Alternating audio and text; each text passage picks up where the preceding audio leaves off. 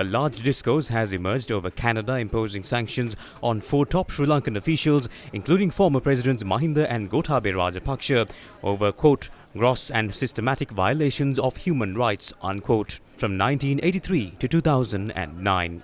The Minister of Foreign Affairs Ali Sabri summoned Canada's Acting High Commissioner Daniel Boud to the Ministry of Foreign Affairs today to inquire into the matter. In a tweet, the Ministry of Foreign Affairs stated that the government expressed deep regret on the announcement of unilateral sanctions brought against 4 individuals. Foreign Minister Ali Sabri has also stated that the Canadian government has imposed sanctions on the group, including 2 former presidents, based on unsubstantiated claims.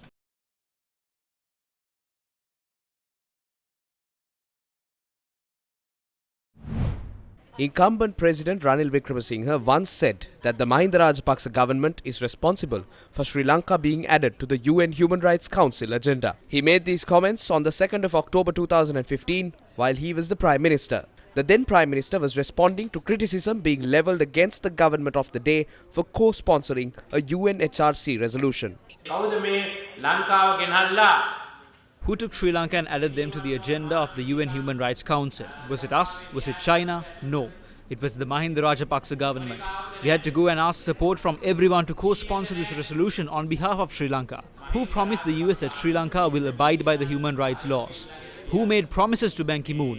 It's no one here. It was the Rajapaksa regime. Now, if they are saying this is a huge risk, I'd like to remind them that they were the ones who created a noose and put it around our necks. We have now freed the country from this noose.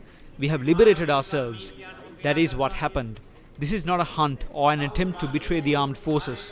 We don't know how to hunt. The Rajapaksa regime are experts in hunting down people. They went hunting after Sarath Fonseca, who won the war. Was there ever a better hunt? They made him a prisoner, forced him to stay in a cell without even a shirt to cover his body. If that was hunting, this is not a hunt at all. That was revenge. They took revenge from him for becoming a presidential candidate.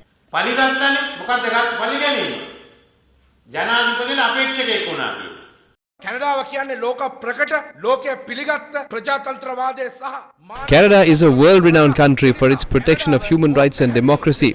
Therefore, Canada is clearly taking this decision because there is in fact a violation of human rights.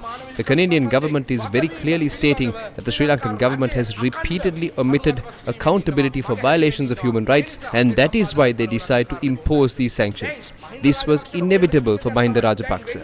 Next in line is Ranil Wickremesinghe. We remind him, he has detained Vasantha Mudalige for an unreasonable number of days under the Prevention of Terrorism Act.